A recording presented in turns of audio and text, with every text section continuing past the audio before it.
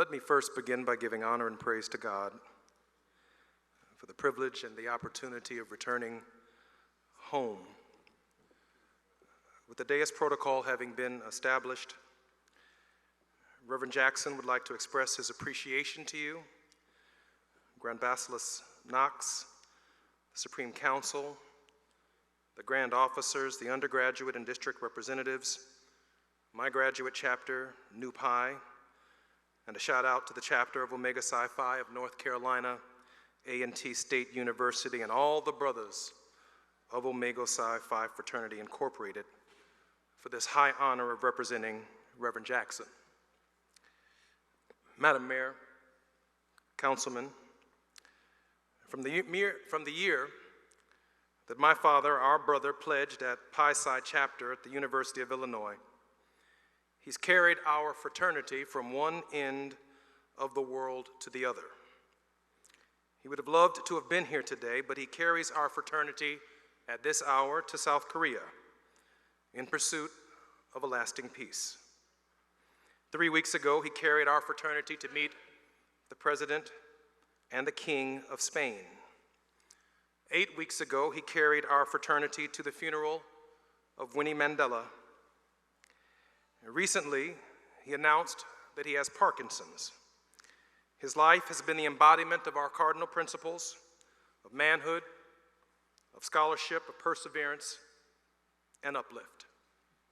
My father was born October 8th, 1941, out of wedlock in Greenville, South Carolina. He never lived a single day in the home with his biological father.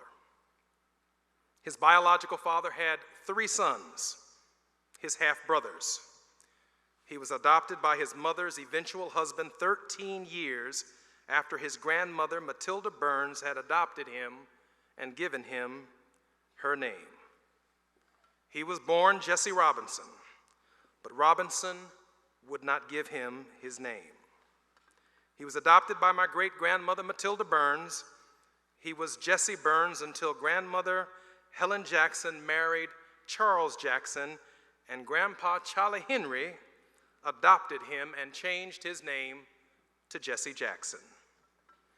When he pledged Pi Psi Omega, Omega chapter of Pi Psi became the only brothers he ever knew.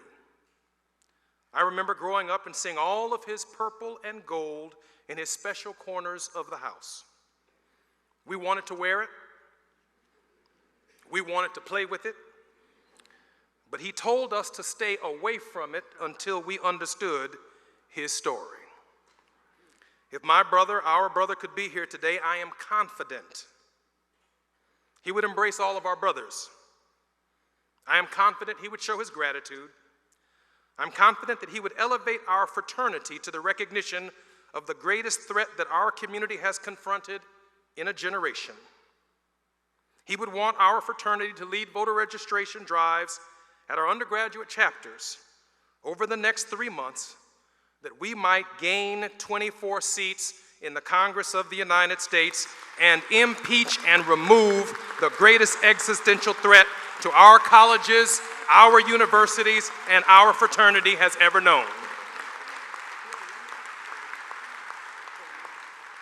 He would remind us that we are as strong as our weakest link. He would then tell us that 1 year ago, it didn't matter if he was an alpha, in this case, a kappa. If a kappa took a knee, then we all took a knee that day. But the God that we serve is a mighty God. What a difference one summit makes. A year ago, taking a knee like Martin Luther King Jr. took a knee, like Malcolm X took a knee, like Frederick Douglass took a knee, like Harriet Tubman took a knee, like just about every Negro who's ever fought for social justice has taken a knee. 1 year later, and one summit later, we are the patriots.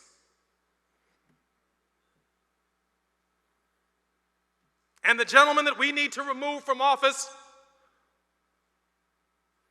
is looking mighty unpatriotic playing games with Russians. And so, brothers and sisters, on behalf of Reverend Jackson, I want to say thank you. Thank you for being his brother. I've not given a speech or stood before a microphone, Harry, in 13 years. In 5 years. Since 2013. Many of you know I served in Congress from 1995 to 2013 and served 30 months in a federal prison after that. For 5 years, I told my dad I ain't got nothing to say. I'm not giving any more speeches. I'm a private person. He called me a week ago, and he called the Grand Basileus and asked me to come and represent him today. And he said, Jesse Jr., you need to go to the conclave.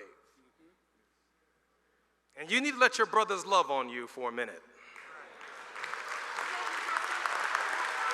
He said, come on, man.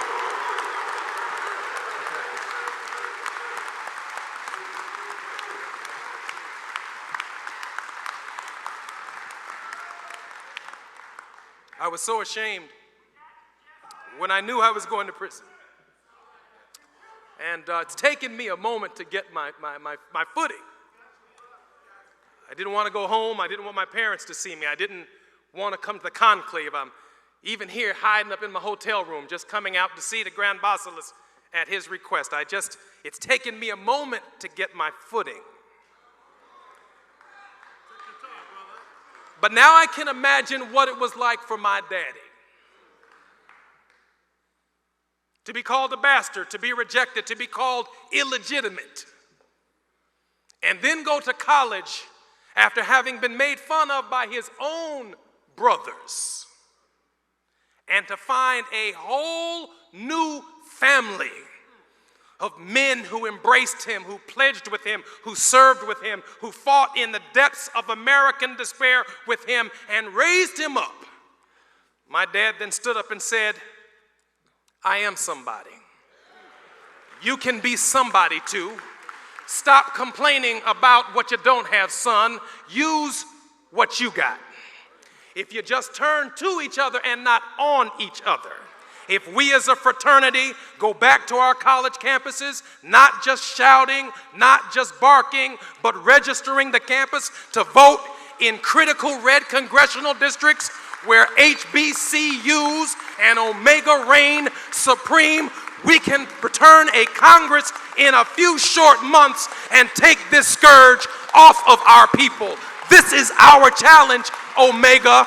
Let our conclave be the conclave that turns the course of human history. That's what Brother Jesse Jackson would want me to tell you. Thank you, and God bless you all.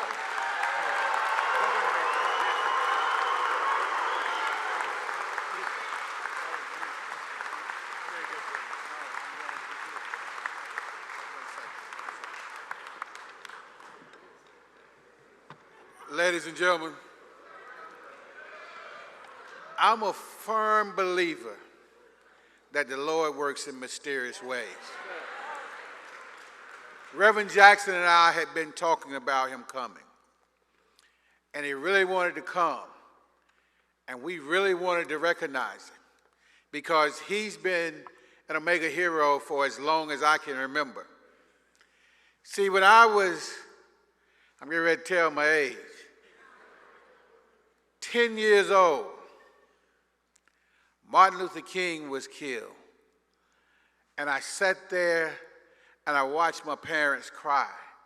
And I knew that there was something about that day, something very, very important that our lives would change, the impact.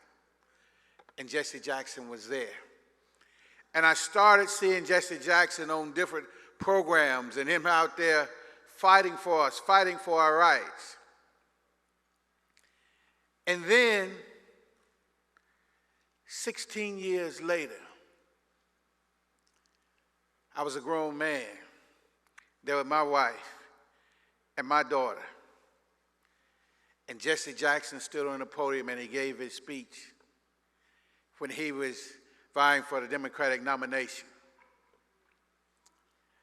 And I got a little emotional because he told his story. And he said, every black man in America has a story to tell. And it's up to them to write the story. It doesn't matter where you came from, but it's the way you write your story. And I was inspired at that time and said, I have a story to tell. I have a story to write. And as I've talked to Reverend Jackson over different time, and he has been encouraging and inspiring. And we talked about this day, and he called me and told me, he said, Brother Grant, I've been trying to get out. I have to go to Korea. He said, but I want Jesse Jr. to come. And I said to myself, Reverend Jackson wants Jesse Jr. to come for a reason. And when I talked to Jesse Jr. over the phone, I said, this is the time. This is the time. Now is the time that we let our brother know how much we care for him. You see, some people can make a mistake and they're forgiven. Other people make a mistake and everybody gets amnesia, and all of a sudden nobody forgives anybody. And y'all know what I'm saying. But tonight, now is the time. I think Reverend Jackson knew exactly what was going to play out tonight. I think he knew exactly what you were going to say, and I think he knew exactly how we would receive it. I guess that's the love of a father and someone who continues to inspire, continues to sacrifice himself for others. And even though, Jesse Jr., we wanted Reverend Jackson here, I'm so glad that he's in Korea, fighting for us, trying to save us from having 45 and those in Korea do something that could end this world. But also the chance for him to bring you back to the fold and for you to come and receive this award for him, but also for you to know that Omega loves you. Omega loves you, and Omega has never ever not. You see, that's who we are.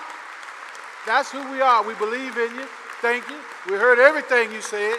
And at every opportunity, we're going to continue to work together, and we're going to make sure that this country does what's necessary, that we're going to win the midterm elections, and we're going to get people in office who care about us, people who recognize our community. And then we're going to do what's necessary to put somebody in the White House who cares about us and the people whom we serve. So again, Reverend Jackson, I thank you. Jesse Jr., we thank you and I love you. Thank you so much. Thank you so much. Thank you so much.